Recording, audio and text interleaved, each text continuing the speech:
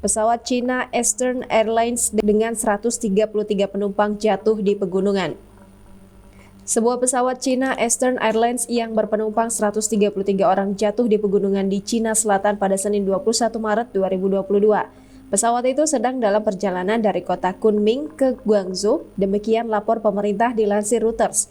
Pesawat yang terlibat dalam kecelakaan berjenis Boeing 737. Sementara ini jumlah korban belum diketahui.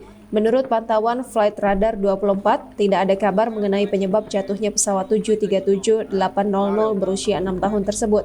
Penerbangan Cina Eastern dari Kunming ke Guangzhou berangkat pada pukul 13.11 menurut data Flight Radar 24. Pelacakan penerbangan berakhir pada 14.22 di ketinggian 3.225 kaki dengan kecepatan 376 knot. Seharusnya pesawat itu mendarat pada pukul 15.05.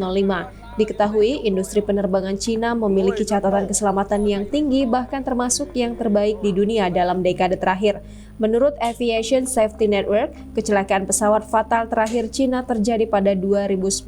Insiden itu menewaskan 44 dari 96 orang di dalam pesawat Embraer I-190 yang diterbangkan oleh Hainan Airlines. Pesawat tersebut jatuh saat mendekati Bandara Yichun dalam jarak pandang rendah.